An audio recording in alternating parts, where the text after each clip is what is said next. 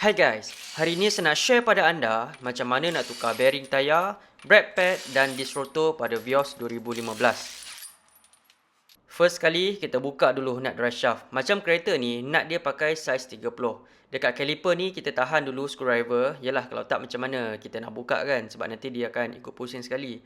Lock dia tu korang ketuk dulu baru kita boleh buka nut drive shaft ni. Kalau nak mudah, korang pusing sikit steering supaya senang untuk kita access bolt dekat belakang ni. Dengan menggunakan ratchet dan soket 14, kita buka dulu bolt caliper atas bawah.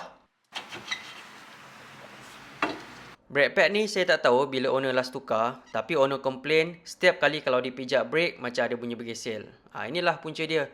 Memang tinggal besi je ni Next kita nak buka caliper bracket. Dia terikat dengan 2 biji bolt saiz 19. Bila bracket ni dah buka, barulah kita boleh cabut disc rotor ni Macam Vios ni simple je sebab bearing dia jenis hub. Dekat atas ni ada sebiji bolt. Ini kita kena buka dari belakang. Dekat bawah ni pun ada lagi satu. And lagi satu dekat belakang ni. Saiz 19.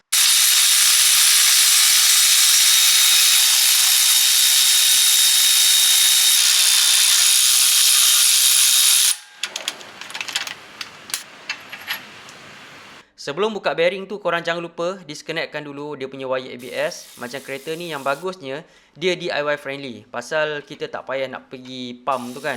Tapi itulah, harga dia agak mahal sikit. Sebab dia bearing macam ni, dia datang sekali dengan hub. Kita tak boleh nak tukar bearing saja.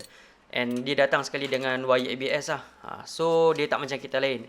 Okay, bila kita dah buka apa semua, so hub bearing ni kita cabut je macam tu. Okay, cantik. So, ini adalah bearing yang lama, kita gantikan dengan yang baru, brand Mountain King. Untuk info korang, macam mana nak tahu bearing ni rosak, biasanya dia akan bunyi berdengung Lagi laju korang bawa, lagi kuat bunyi berdengung tu. Alright, sebelum kita pasang, make sure kita compare dulu sebelah-sebelah, pastikan barang ngam. Macam dalam kes ni, okay, nampak serupa. So, jom kita pasang balik. Kat spline drive shaft ni, kalau boleh, korang calik sikit lah anti-seize, supaya next time kalau kita nak buka balik, senang. So, kita masukkan aja macam tu. Lepas tu kita ikat terus 3 bolt dekat belakang ni.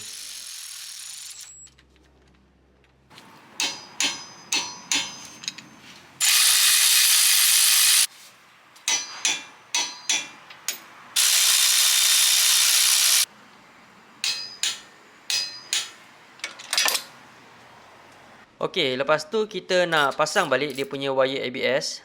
Make sure korang follow balik lah dia punya laluan asal dia. Okey, dah. Alright, bila bearing kita dah ikat, next kita nak pasang disc rotor pula. Kalau korang nakkan braking yang mantap, disc lubang-lubang macam ni, tapi budget tak apa-apa nak ada sangat, maybe korang boleh consider brand Mountain King. Link nanti saya letak dekat bawah.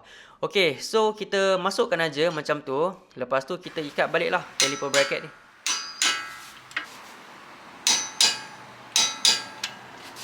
Okey, disc rotor dah baru, brake pad pun mestilah kita tukar baru juga kan. Lagipun yang lama tu pun dah habis.